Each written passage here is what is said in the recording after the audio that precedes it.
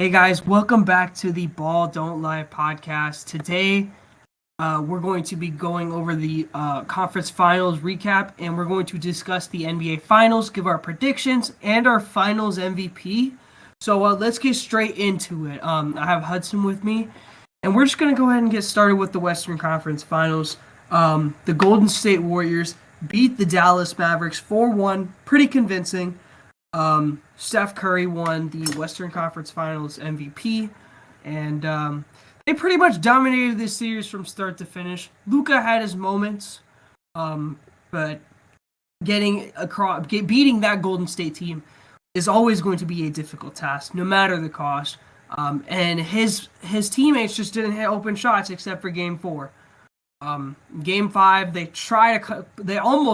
the comeback going, but Golden State just pulled away. Golden State, in my opinion, they were going to win the West regardless. I didn't have a doubt that they were going to lose to the Mavs or the Suns for that matter, but I had them pretty convincingly. I'm pretty sure most of us in our group had the Warriors going to the finals anyways. I wasn't too surprised. I will say I am very impressed by Luka. Averaged 30 plus in all 5 games, and in fact the entire playoffs, when the entire defense's focus is on you and you alone because there's nobody else except for maybe Jalen Brunson and Spencer Dinwiddie they need to hone on. That's impressive. Props out to Luka for playing his ass off. But Steph Curry and the Warriors are going back to the NBA Finals for the 6th time in 8 years. So, Hudson, what you gotta say? Yeah, I mean, you said it well. We thought that the Warriors dynasty could be over after all the injuries that they faced last couple years, but they are back in the finals for, like you said, the 6th time in 8 years, which is pretty absurd. We saw the Mavericks try to put up a fight in Game 3, but then they ended up blowing it, and I don't think I was the only one to say this, but if the Mavericks were able to come away with the win in Game 3, I think that they would have. Game 2 was where they had the 20-point lead. Oh, that's right. Game 2 is the one where they blew the lead, but that's right. And then Game 3, they didn't really last either. But if they were able to win Game 2 and then probably bring it back to Dallas, I think that there's a good chance that they're able to at least compete with the Warriors, take the 6, possibly even 7. But we saw Game 5 Clay at this point close the series with 31 or 32 points or something. But like you said, huge credits to Luka Doncic as the Warriors are literally targeting the one person on that team, the one guy doing it all for Dallas, taking them here to the Western Conference Finals, and he was still able to do his thing, averaging 30-plus points on this championship contending team. But, I think, if you told me the Warriors, I think I had the Suns making it over the Warriors in 7 in the Western Conference Finals, but if you did tell me Golden State was going to be back here at the start of the playoffs, I would have understood it. Yeah, I would say, though, I was actually surprised that Golden State, I had a feeling, I was very surprised that Golden State came back in Game 2. I thought they didn't have it. I thought Dallas was hitting their open shots, and then all of a sudden, they just had their foot off the gas, and they just kind of gave up eventually. But no, Golden State deserves to be back here. They've had a very good season. Steph Curry has played his butt off. Draymond Green, Clay, they seem like they're all functioning at the right time, and especially when you need it the most. And Golden State's back in the finals. What else can we say? So let's move on to the Eastern Conference Finals between our two teams, the Heat and the Celtics. Thrilling series to say the least. Although we probably shouldn't have been here if it weren't for Jimmy Butler and his heroics. Jimmy played a terrific Game 6 in which I had flashbacks to 2012. And my nightmares were about to come true until Jason Tatum stepped up and clutched up, and the Celtics are going to the finals. Jason Tatum won the Eastern Conference MVP as he deserved to. I just gotta say, though, I'm very impressed with the Heat. In terms of their culture, and just the fact that they get all these role players. Like, Max Strus would not be this good of a player on any other team. Gabe Vincent? Like, undrafted?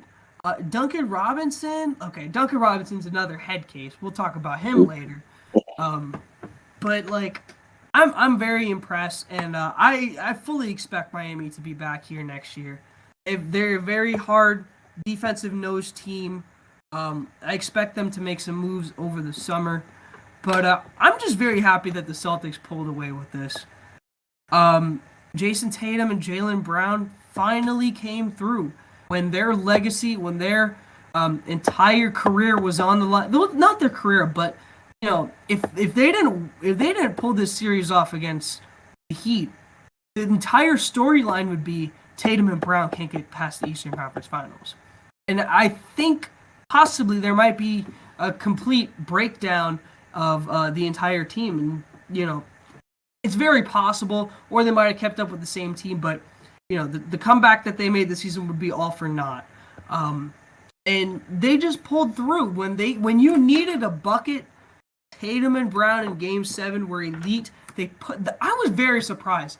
Throughout the first 6 games, Hudson, and I think you might notice this too, the Celtics did not push the ball that much during the fast break. But in Game 7, they made a very concerted effort to push the ball in transition, which is why they ended up with that 17-point lead to start. And then messed us up. And then Jimmy Butler started to get going, and he started taking over. Bam gave him some very good help, but it just goes. I want to make the final point, and I'll let you speak on this a little bit more. The Heat offense is very confusing to me. There are so many handoffs and pick and rolls with Bam and like Duncan Robinson, Strus, Vincent. Same thing with Jimmy Butler. He's the roller in the pick. And it just confuses me sometimes because I don't know if those two guys know it, but when they try to run the handoffs, do they know that they can slip it and just run to the basket? Because Bam has so much space to attack the basket when he's not trying to do pick and handoffs. And I don't think he noticed it that much during the entire series, except for maybe Game 3. But Robert Williams had a very massive presence on him. Marcus Smart had that terrible ankle sprain in Game 3, and he fought through it. And I have to give props to Derek White. Dude had the Fred VanVleet shit happen to him. He was playing so bad throughout the first few playoff games, and then he had the baby, and all of a sudden, he's just a machine. A great backup point guard to have. Major props out to him. And I'm just glad the Celtics are back in the final for the first time since 2010. I'll let you take it away from here, Hudson. Yeah, I'll start off with what you ended with, the Derek White rant. I feel like he is this year's Bryn Forbes, and I'm not sure if you remember from last year, yes. But with the Bucks sweeping us, Bryn Forbes would not miss a single shot, and it would just annoy the hell out of every single Heat fan. But man, this series was crazy. It gave multiple heart attacks to everybody. But Game 1, I mean, this series was just so lopsided, like the whole entire way through. It was a weird series. Like Game 1 was all Heat. They just destroyed them. Celtics, you guys beat us by like 30, something like that. Game 3, the Heat had like a 20-something point lead. You guys came back and made it like a 1-point game. Luckily, Max Strus came up clutch and hit a big shot. We barely got the win to take one in Boston, which was clutch. Then you guys just destroyed us in Game 4. Back to Miami. You guys luckily you guys beat us by like 15 that game, but that was just one that, we're going to wish we can take back. Go to Boston. Jimmy Butler shows a masterclass, and I know this is where he got the nightmares from LeBron in 2012. Yep. Drops 47 points. And then we're back to Miami for Game 5. And just, oh my gosh. The Celtics came off hot, and that's how it's been the whole entire series. Whoever gets to that first run always ends up taking the game. And the Heat could never get within that 6-7 point area. We would always make a run. The Celtics would always answer back. And it was just annoying because, the crowd would get into it, and then the Celtics make an and one, or Tatum hits the sidestep crazy 3, and then everybody just sits back down. And it just kept going over and over again. And then here you go, where Max Strus hits this crazy 3. We get a stop on Jaylen Brown. It's an offensive foul. Or that was the play before, but then, our ball, Jimmy's driving up, it's a 3-on-3, basically 1-on-1, and he pulls up for 3. Just, with everything going on, you would expect that shot to go in, with the crazy run, just Jimmy Butler being Jimmy Butler, leading the Heat to where they are at that moment, and he misses it, and just everybody's heart drops. Like, you dropped 47 points in Game 6. You dropped 41 in Game 1. You had another 40-point game at some point in the series that I don't even know when, all leading up to missing that 3. And honestly, I'm not going to say I'm against the shot. I'm going to say he's one of the best finishers and foul drawers in the NBA. So he definitely could have drove and taken it to overtime, or at least given us a shot. But I'm not going to say I'm totally against that 3-point shot. Like you said before we started, he made that same exact shot earlier in the game.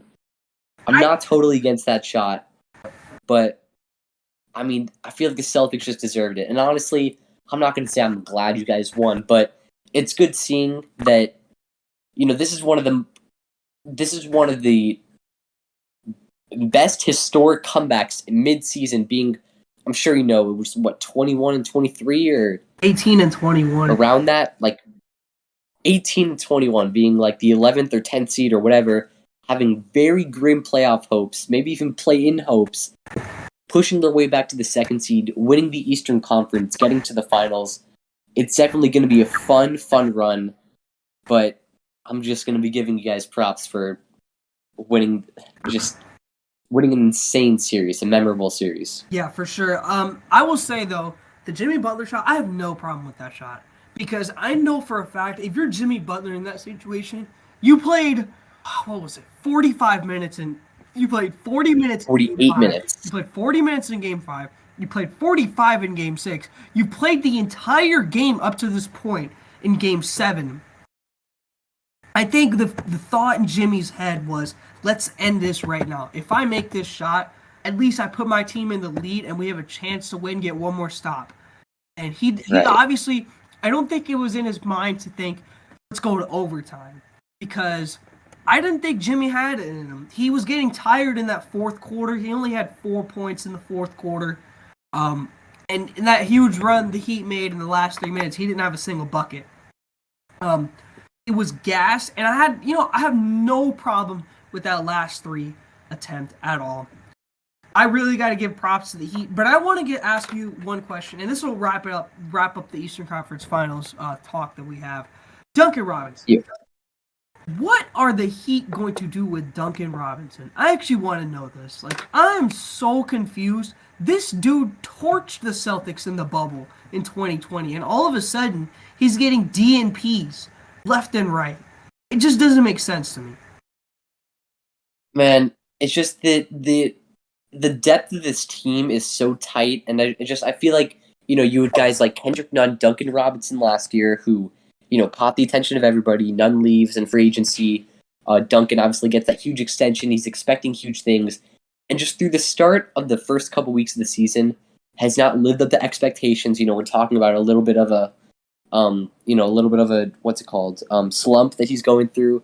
And he turns out to, obviously take the slump through the whole entire season. I don't know what the factors are, thinking that, maybe having the stress of the huge contract, or having the stress of that he's going to be literally the best shooter on possibly the best team in the NBA.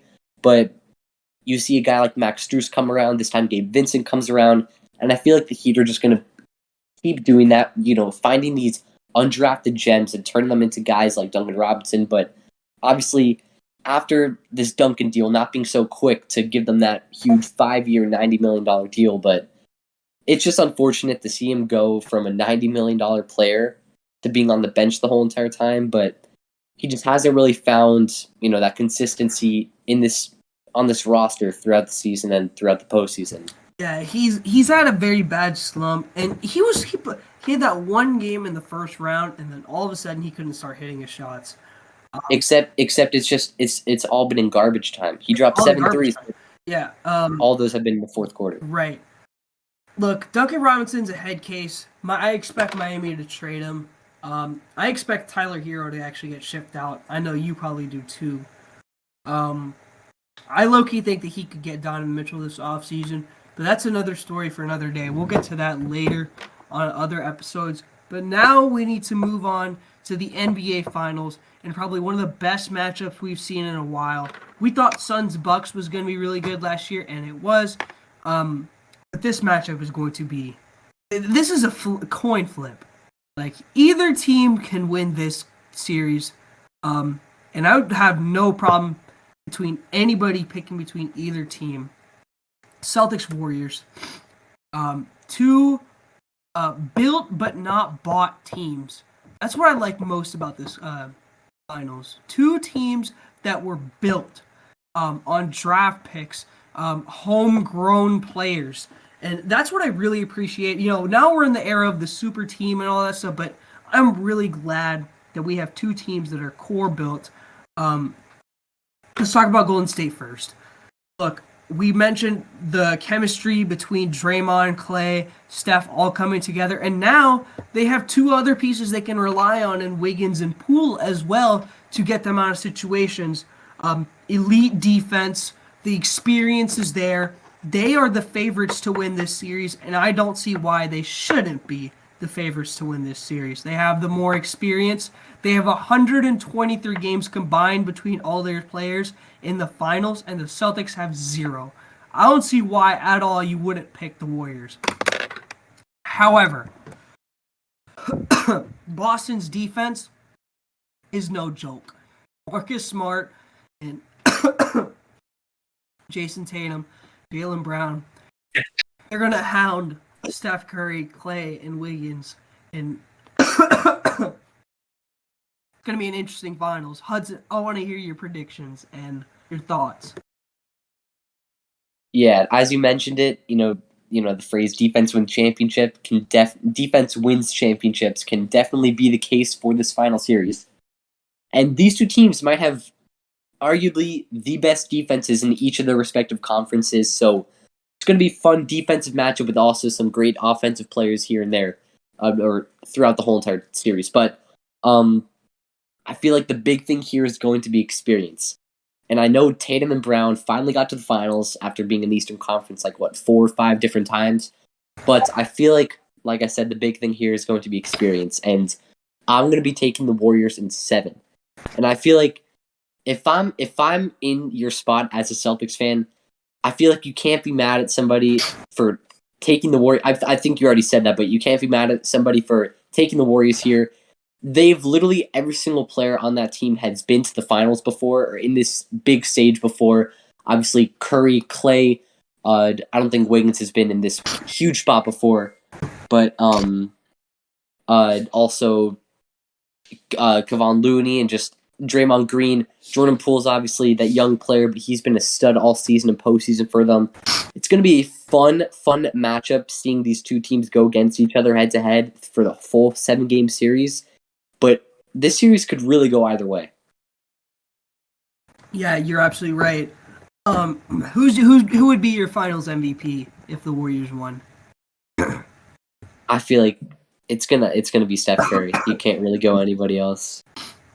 Yeah, I think if the Warriors win, this finals MVP has to go to Steph. But at first, on Monday morning when I woke up, I made the prediction. I said Celtics in 6.